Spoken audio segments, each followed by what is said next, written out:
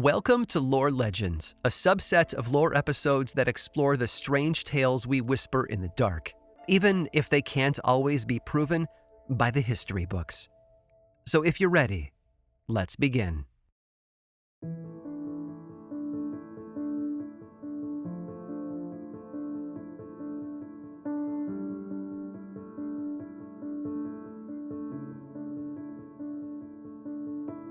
They left the old world for Canada, but little did they know, a piece of it came with them.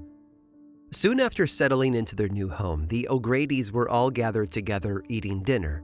Then their evening was interrupted by an unearthly, mournful wail. The family looked out the window, but they couldn't see anything. The horrific wail continued for another moment, echoing through the night and sending goosebumps down their spines. And then it vanished. The O'Grady's asked around, and some of their neighbors told them that they had heard the sound as well, but none of them knew what made it. Disquieted, the family went to bed and just tried to forget the whole thing. The next morning, the eldest son went on a long-awaited fishing trip with his father. The rest of the family waited for them to come back, laden down with their catch, but the hours passed by, and the father and son never came home. Once dinner time arrived, the O'Grady's sent messengers to the beach to look for their missing family members, but those messengers returned without news, and the family was left to stew in their worry. Finally, they saw approaching torches. Elated, the family dashed to the door, but it wasn't their family who knocked. It was a group of their neighbors, and they were carrying two dead bodies. The father and son had both drowned, and the banshee that had trailed the O'Grady's from Ireland had tried to warn them just the night before. You probably don't have a banshee to follow you around and alert you of impending doom, and hopefully you won't need one. But you don't need a banshee scream to tell you that the echoes of folklore are everywhere. The sound of our ancestors' beliefs ring throughout our lives, and they don't always have a supernatural source. And all you have to do is listen. I'm Aaron Mahnke, and this is Lore Legends.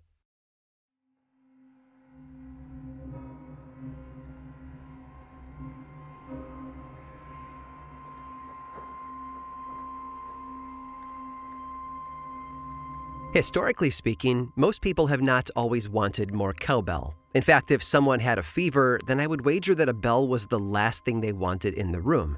You see, bells have a long history of getting tangled up in superstition, and some of those superstitions were pretty negative. Over the years, bells of all kinds, church bells, dinner bells, and even handbells, have been linked to omens: the good, the bad, and the deadly. According to one superstition, if you break a dinner bell, then death will come to your home soon after. Another claims that hearing a church bell during a wedding meant that the bride or groom would soon die. And if you ring a bell for no reason, then it could lead to bad luck and eventually even death. Of course, another superstition says that accidentally ringing a bell could lead to happiness. Plenty of these beliefs contradict themselves. That's one of the complicated things about superstitions. Depending on where they originated from, the same action could be interpreted in widely different ways. Even so, bells have frequently been tied to death. In many cultures, a bell was rung when someone died, both to scare off demons and to lure the deceased soul away from the body. And it was a pretty important ritual, too. In one instance, in Huntingdonshire, a newborn died and was buried, and no bells were rung. One neighbor said that she was devastated for the mother, and I quote, "because when anyone died, the soul never left the body until the church bell was rung." But while the bell could kill you, it could also bring you back to life. Bells have been used in necromancy rituals for centuries. For example, in 18th century France, in order to bring a person back to life with a bell, that bell had to be made on the same day and at the same hour as the deceased was born. The bell would be carved with a number of symbols and magical words, and then left in a cemetery for 7 days. At the end of that time, the bell would have the energy it needed to revive the dead. The supernatural uses of bells usually depended on the region that these superstitions came from. For example, in China, they were once used to keep dragons and evil spirits away. Some nobles even believed that ringing bells during an eclipse would make the sun disappear from the heavens. And in Bali, bells were once tied to birds' feet so that they could dispel air spirits as they flew through the skies. Bells once had significance in the Christian church as well. In medieval Europe, people believed that thunderstorms were caused by demonic spirits, but they also believed that ringing bells could chase them away. So whenever a thunderstorm started gathering in the distance, bell towers would ring, hoping to dissuade the storm from coming any closer. Some bells were even baptized, presumably so that they would have even more of a divine power to chase those storms away. Many French bells were inscribed with phrases that can be translated to something like, "It is I who dissipate the thunders," and some had even less catchy inscriptions, like one that read, "Whensoever this bell shall sound, it shall drive away the malign influences of the assailing spirits, the horror of their apparitions, the rush of whirlwinds, the stroke of lightning, the harm of thunder, the disasters of storms, and all the spirits of the tempest." It's a mouthful, to say the least. And because of this superstition, it should come as no surprise to us that a lot of people died ringing church bells during thunderstorms. It took a long time for people to realize that metal, particularly metal in high places, attracted lightning. Between 1750 and 1784, just in Germany, 122 bell ringers were killed by lightning. In 1786, Paris's government actually outlawed ringing bells in the middle of a thunderstorm. But old superstitions always die hard, and the practice continued until the 1820s. Church bells occupy an odd place in the world of folklore. In some stories, they fight storms, but in others, they act as a warning bell. And in yet others, they provide nothing more than the echo of a memory. One of the more interesting legends about a church bell comes from Bomere, a village in Shropshire, England. According to the story, the village was once inhabited by people who scoffed at the Christian God. They may have been Saxons or Romans, it's never specified in the stories, but they worshipped a whole pantheon of deities, and they weren't terribly interested in converting. Not that they weren't invited to convert, they were, often. An old priest tried to win over their hearts, and when he failed, he always warned the villagers that God would punish them. But the villagers didn't listen. They just made fun of the old priest and chased him off time and time again, pelting him with mud and stones. Despite the abuse, the priest never gave up on saving their souls. He begged and pleaded, but the villagers still refused to pray to his God. Well, one year, the winter brought heavy rain, and on Christmas Eve, buckets of rain fell all day long. While the villagers spent all day celebrating their gods, the priest and his fellow parishioners took vigil at a midnight mass, and during that mass, one of the things they did was ring the Sanctus bell. It was the last thing that any of them would ever do. All of a sudden, upon ringing the bell, the villagers heard a roar. And then, before they could react, a rush of water swept down into the village. The entire town, including the chapel, flooded. And then, just as quickly, every building was washed away. In a matter of moments, Bomere had been divinely wiped off the face of the earth as punishment, they say, for never turning to the Christian God. The only thing left was a deep pond where the church once stood, known today as Bomere Pool. A legend claims that if you sail over the pond on Christmas Eve, you can still hear the Sanctus bell ringing. Now today we know that Bomere is situated in a floodplain where flash floods are common. It's more likely that any devastating flood events in the town's history can be chalked up to nature rather than retribution from God. Also, experts believe that Bomere Pool was formed at least 15,000 years ago, far too long ago to have been formed this way, as the story claims. Even so, locals continue to hear the bell on Christmas Eve, a bell that's ringing for all the lost souls.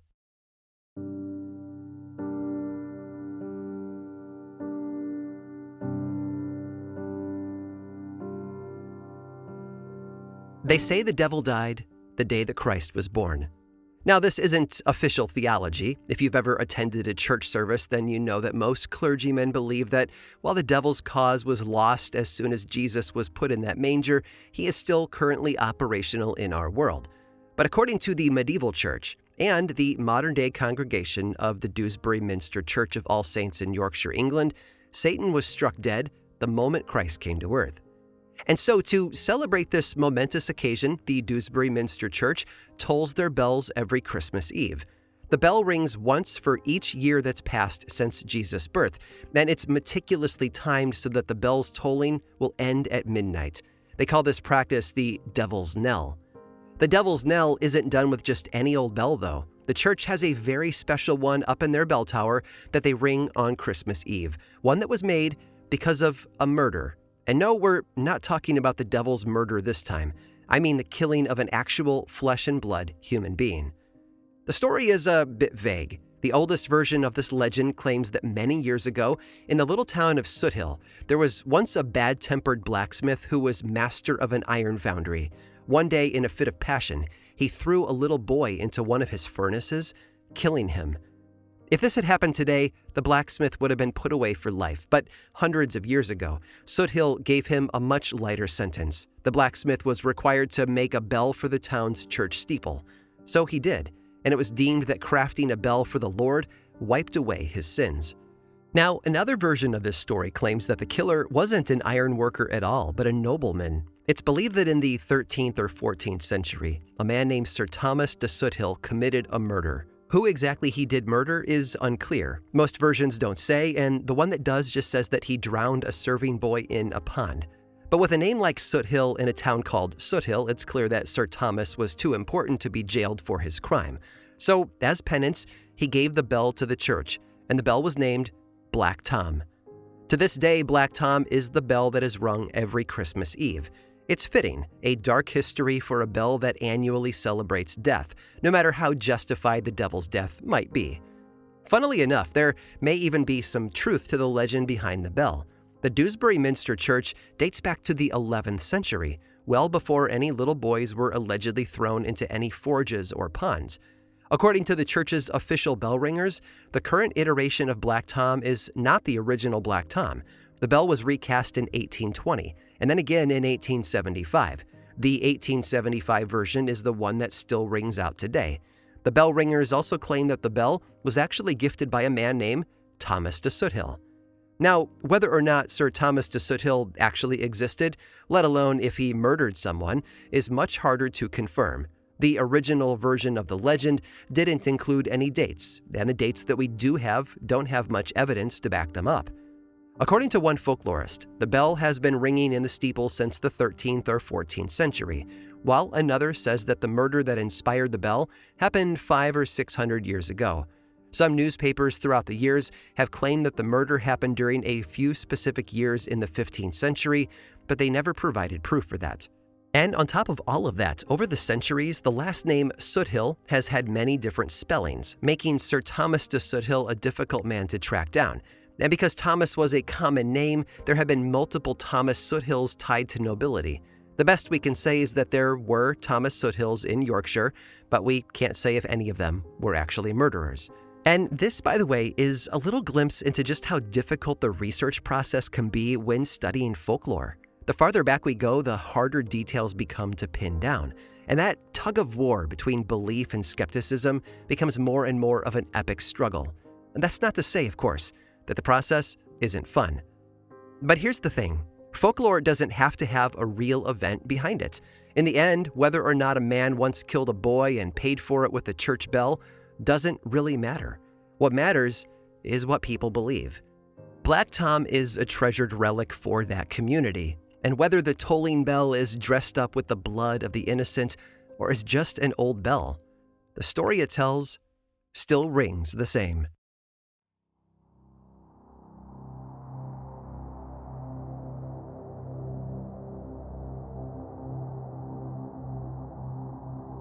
Major Edward Moore had just returned home from a Sunday church service on February 2nd of 1834 when his servants told him that the house's dining room bell had rung several times while he was gone. But here's the thing. No one aside from the two servants had been in the home at the time. As far as they could tell, the bell had rung on its own.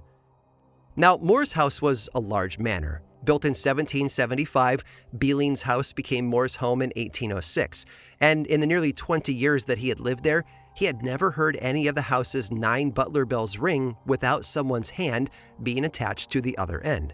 And before I move on, let me clear up what a butler bell is. If you've seen the television show Downton Abbey, and you remember scenes where the servants sit around their table down beside the kitchen and have their meals, and there's a wall with a bunch of bells on it, those are the butler bells. Each one of those bells in that kitchen area is connected to a room somewhere else in the house. So someone in those rooms could ring the bell there, and down in the kitchen, the corresponding bell would ring for the servants. Think of it as a rudimentary intercom system in a time before electricity. Edward Moore, though, shrugged off the mysterious dining room bell. It was a large house, after all, and even though only 2 servants had been inside at the time, it was easy for Moore to just assume that someone else had come in at some point and messed with the bell. The next day, the same butler bell rang again, and again, Moore shrugged it off. But when he returned home on Tuesday afternoon, his servants immediately told him that, and I quote, all the bells in the kitchen had been ringing violently. When Moore went down to the kitchen to investigate, the cook told him that 5 of the 9 butler bells had been ringing. At this point, the entire staff was afraid. They had been the only ones in the house when the cacophony started, and they hadn't been able to find the person responsible. As Moore stood there and examined the butler bells, the same 5 started to ring again. According to him, their movements were, and I quote, so violent that I should not have been surprised if they had been shaken from their fastenings. And the bells rang out again and again, kicking off every 10 or 15 minutes. And then later that night when Moore and his son were eating dinner, the bell that was in the room with them started ringing as if swung by an invisible hand. The bell pealed every few minutes all throughout dinner, with Moore looking on, dumbfounded. The bells of Bealing's house continued to ring on their own power for nearly 2 whole months. During that time, Edward Moore conducted an investigation into the matter. At one point, he gathered the entire staff into one room to ensure that no one was sneaking off and playing a prank with the bells. He also wrote down how the bells' movements differed when they were rung by a hand and when they were ringing on their own. He even checked on the bells' wiring, which had been in perfect working order, and kept track of the weather conditions each day it happened. Moore came up with every conceivable possibility to explain the phenomenon. Perhaps a family of nesting blackbirds were jostling the bell's wiring. Maybe it was mice. Maybe the metal that the bells were made of was expanding and contracting. But nothing seemed to fit. Desperate, Moore wrote about his situation to a newspaper called the Ipswich Journal. In his letter, he asked for readers to suggest what they thought could be causing his butler bells to ring nonstop. And it paid off. Well, kind of. You see, the responses that he got weren't very good ones. One reader asked if it could be an electricity issue, while another asked if it could be caused by the shift in the wet soil under the house's foundation. Yet another suggested that Moore should invite everyone he knew to his house, lock them all in the same room, and see if the bells rang then. If not, then it would mean that he had caught the prankster. In the end, Moore never figured out what had happened to his butler bells. He wrote a book about the entire experience, concluding, and I quote, "If I had a year to devote to such consideration and the promise of £1,000 in the event of discovery, I should despair of success. I would not, indeed, attempt it." Today, the Bealings house is still standing, but the bells don't ring on their own anymore. They've been disconnected from their 19th century wires, and now they simply exist as a reminder of the house's mysterious past. Some people have chalked the entire event up to a poltergeist. After all, the easiest explanation was that a mischievous spirit was wreaking havoc in the halls of the Bealings house. Historian Ronald Pearsall said that the bells were a classic example of pure poltergeist. Still, most people don't believe that the supernatural was the answer here. They believe that someone was ringing the bells deliberately, and that perhaps Moore himself was either just unaware or in on it the entire time.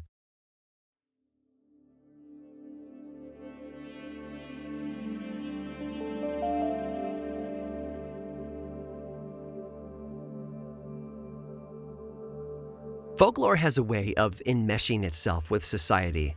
It's easy to get caught up in a story, and for that story to spread like wildfire until it's part of the cultural consciousness. Take, for example, that long-held belief that ringing church bells dispelled thunderstorms. If anyone had thought objectively about it, they might have realized that more people died from being struck by lightning while ringing those bells than they would have if they had just weathered the storm.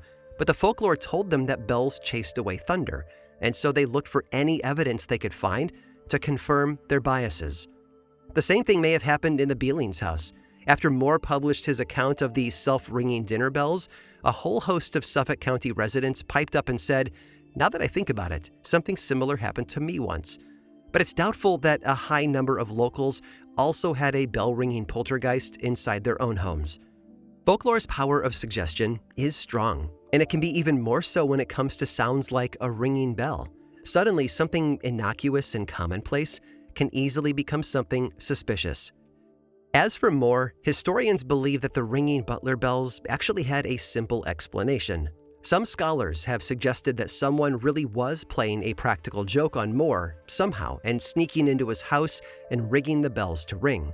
But others have gone so far as to say that the ringing bells just never existed at all.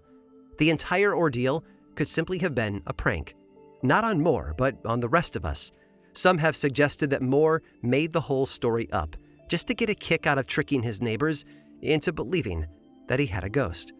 After all, when it comes to pulling off a hoax, all the hard work is spent on the planning and implementation.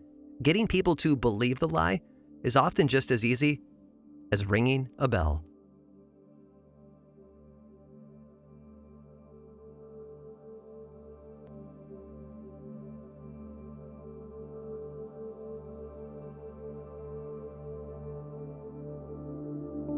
I hope you enjoyed today's deep dive into legends of powerful bells. There's a beautiful amount of variety to the stories and a certain purity to it all. After all, the simplest legends always ring the truest.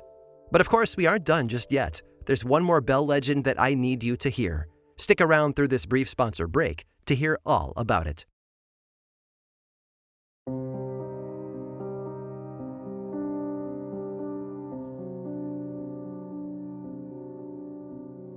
They left all the passengers to die. It was the biggest catastrophe in Prince Edward Island's history. The island itself is picturesque, with rolling green lawns and beautiful beaches. It's the kind of place that you would never expect anything truly terrible to happen, a haven sheltered from the harsh realities of the world. And I do mean that literally. Situated just north of Nova Scotia, Canada, the island is separated from the mainland by a thin strip of water called the Northumberland Strait. And 5 months out of the year, that strait is completely frozen over. That meant that before the invention of telephones, Prince Edward Island was cut off from the rest of civilization for nearly half of the calendar year. But when the Northumberland Strait wasn't covered in ice, it was the island's main way to get mail and supplies to and from the mainland. It was important enough that by the 1840s, a regular steamboat service was established to carry both passengers and mail across the strait. In 1853, the original steamboat was retired and it was replaced with the brand new Fairy Queen. And this is where the trouble started. On October 17th of 1853, the Fairy Queen was scheduled to make a standard trip from Charlottetown, Prince Edward Island to mainland Canada. Aside from the crew, the boat would be ferrying a handful of passengers and several bags full of mail. Everyone was eager to get going, but that day the wind was particularly strong, and the captain postponed the journey for 6 hours. By noon, he decided the wind had delayed them long enough, and he ordered the Fairy Queen to set sail. But even though the wind may have died down, the churning seawater had yet to do the same. Only a short while after leaving harbor, the Fairy Queen was hit by a barrage of intense waves, breaking some of the equipment on board. And then, the engines stopped running, the pumps stopped working, and the ship started to take on water. Most of the passengers didn't realize that anything was wrong until the crew started to act differently. But they weren't trying to get the ship running again or getting the passengers to safety. No, they were doing as little work as possible.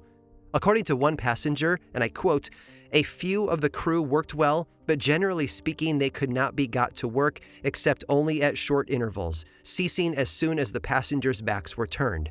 The crew appeared to be in an undisciplined condition, the captain having no command over them." You see, the sailors just needed to do enough to save their own skins. Nobody else mattered. So the crew neglected the passengers, refusing to round them up or show them to the lifeboats.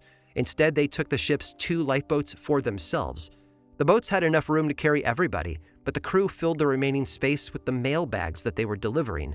The captain climbed in, the rope was cut, and the crew dropped to safety, leaving everyone else on board. The abandoned passengers did the best they could to find a way off the ship, but it was no use. The best they could do was to frantically ring the Fairy Queen's bell, hoping that someone would hear it and come to their rescue. But nobody ever did. Eventually, a strong wave tore the ship apart. Some people managed to cling to the wreckage as a sort of life raft, but others weren't so lucky, sinking down into the depths of the Northumberland Strait. Those who had found something to hold on to were forced to hold for hours, withstanding the battering waves and wind, because otherwise, they would be next. According to one testimony, finally, after 8 hours of exposure to the storm and cold, they were cast ashore on the north side of Miragamish Island, some 12 or 15 miles from the scene of their disaster. In the end, 5 passengers survived and 7 died.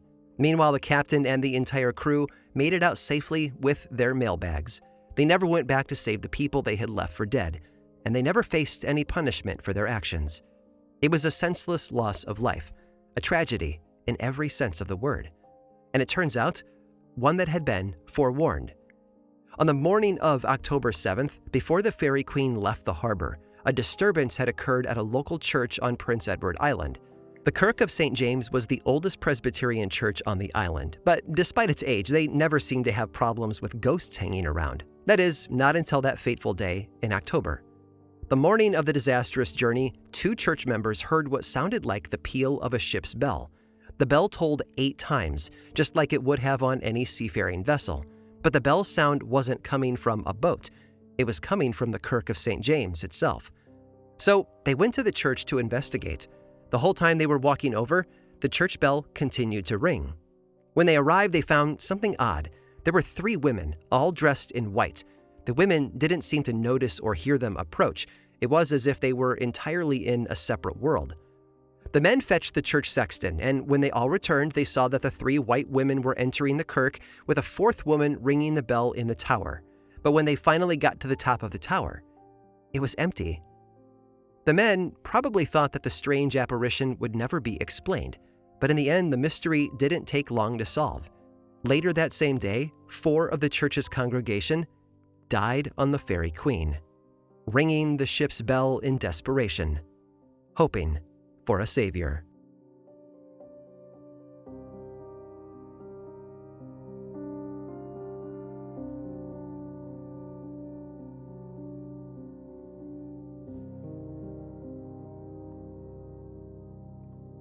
This episode of Lore Legends was produced by me, Aaron Mahnke, with writing by Alex Robinson and research by Jamie Vargas.